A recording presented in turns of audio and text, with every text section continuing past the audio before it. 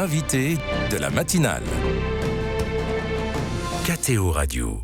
L'invité de la matinale ce matin est Vincent Gello, responsable projet au Liban et en Syrie pour l'œuvre d'Orient. Souvenez-vous, le 6 février 2023, la Turquie et la Syrie étaient secouées et meurtries dans la nuit par un séisme de magnitude 7,8, puis plus de 55 000 personnes sont mortes, 17 millions de personnes ont été impactées et 1,5 million de bâtiments ont été endommagés.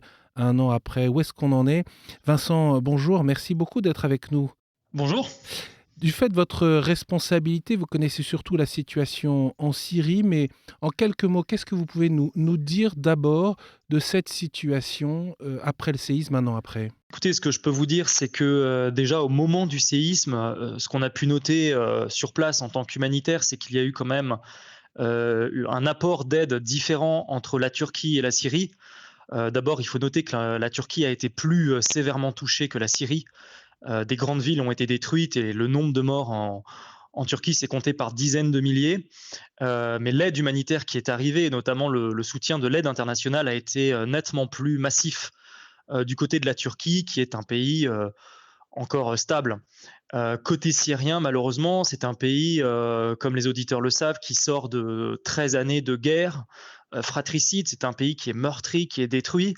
Et en plus, un pays fermé, un pays sous sanctions internationales. Et donc, évidemment, le séisme qui a frappé le nord de la Syrie, c'est-à-dire Alep, Idlib, Latakia, Hama, toutes ces villes du nord, n'ont pas reçu l'aide qu'elles auraient pu attendre. Et donc, le séisme a eu un effet dévastateur dans ces régions-là et a surtout réouvert des plaies qui étaient les plaies de la guerre, la plaie des bombardements, et qui a véritablement traumatisé les habitants à tel point qu'aujourd'hui, il y a vraiment un avant et un après 6 février 2023.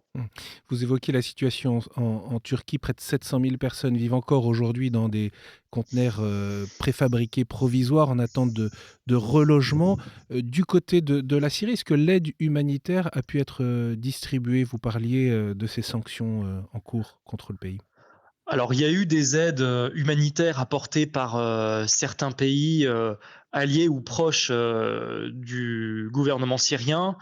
La France a aussi apporté quelques aides. Certains pays ont apporté un peu d'aide humanitaire. Mais très franchement, d'abord, le besoin avant le tremblement de terre était déjà immense. En Syrie, il faut rappeler que c'est un pays qui est complètement ravagé, qui est détruit. On est face à des métropoles complètement anéanties, comme la ville d'Alep en grande partie, mais aussi Raqqa, Deir ez-Zor, une partie de Homs. C'est un pays où une grande partie de la population est réfugiée ou déplacée interne.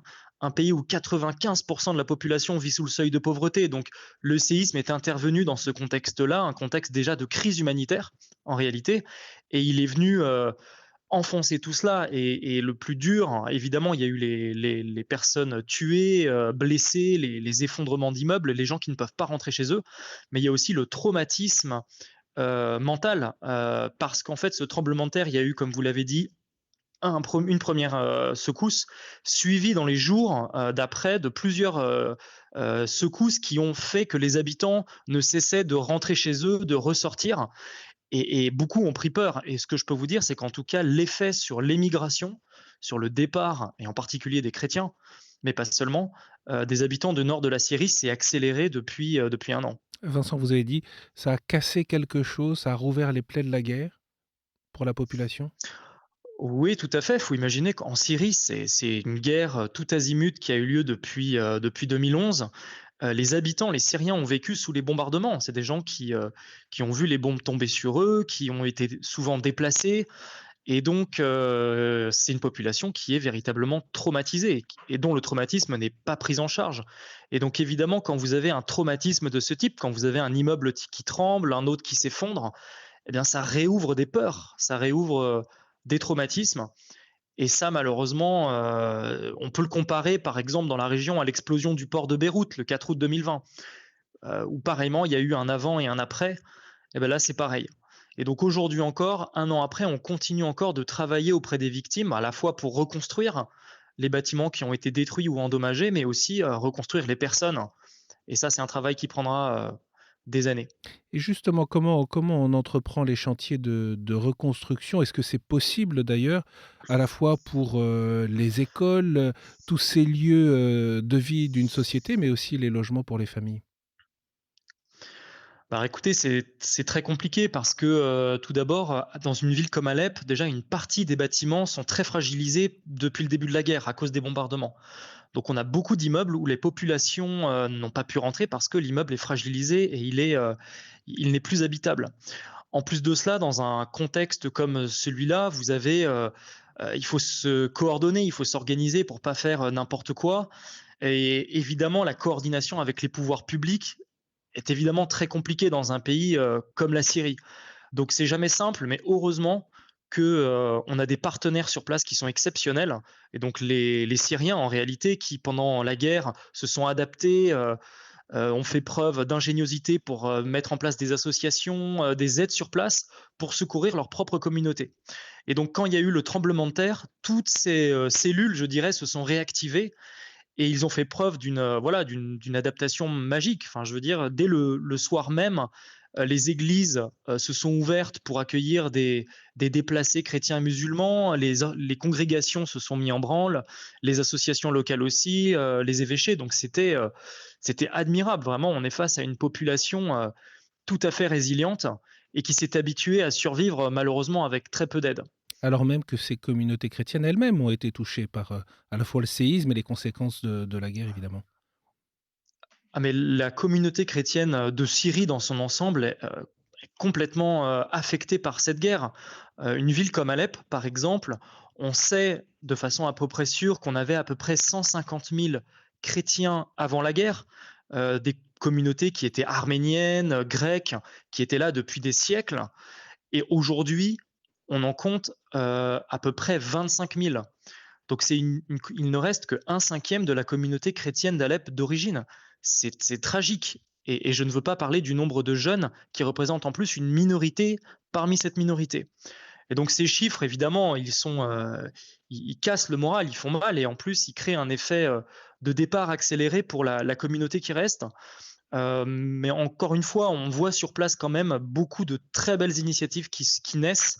Et je dois dire, moi, ça fait 8 ans maintenant que je me déplace en Syrie, que j'y vais très régulièrement depuis le Liban.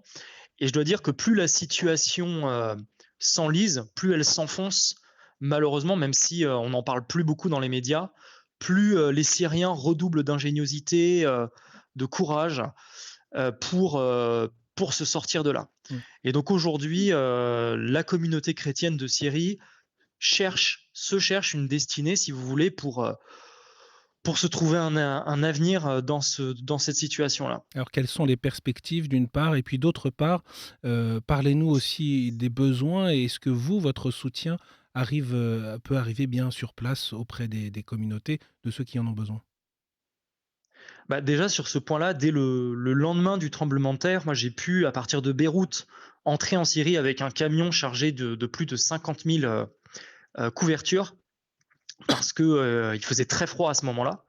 Et donc on avait, voilà, c'était un des besoins prioritaires le lendemain du séisme.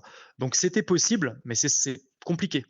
C'est compliqué et il faut avoir des bons contacts, des bons relais sur place pour pouvoir passer les frontières et puis les différents barrages militaires.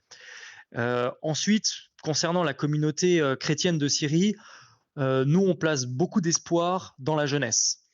On est face à des jeunes qui ont grandi dans la guerre, donc qui sont très matures, des jeunes qui ont créé des associations qui aident leur communauté, donc que ce soit dans le domaine de l'emploi, de l'éducation, de la formation. On est face à des jeunes qui ont envie d'apprendre et qui ont vraiment envie de s'en sortir.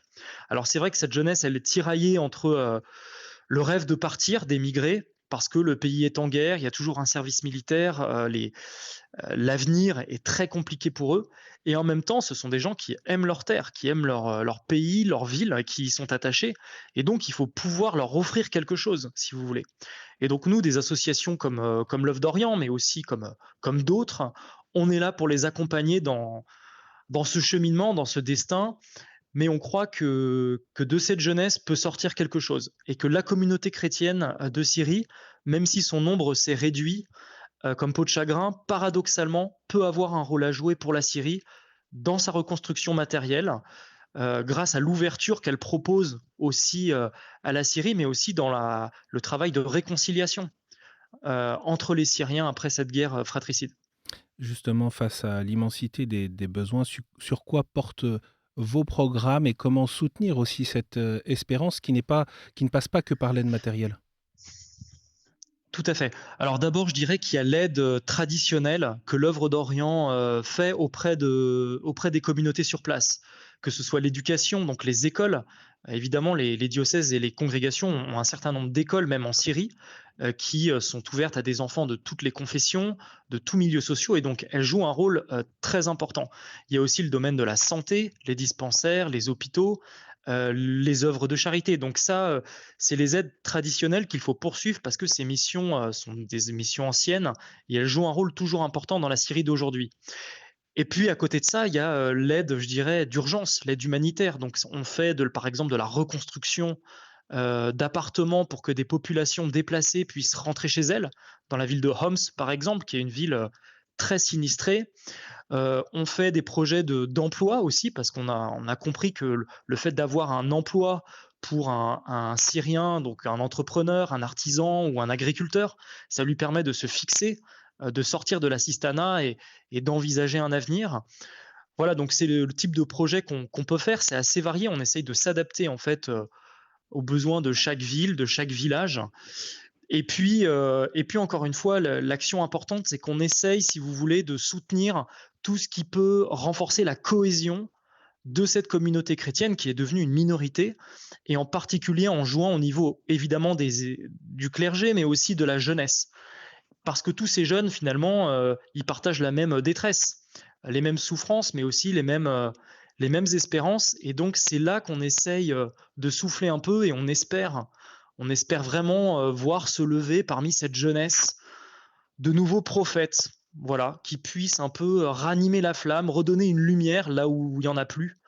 Et voilà, essayer de retracer une ligne, un destin pour cette communauté chrétienne de Syrie dont le processus vital, faut le dire, même si c'est dur à entendre, est engagé d'ici peut-être les 40 ou 50 prochaines années.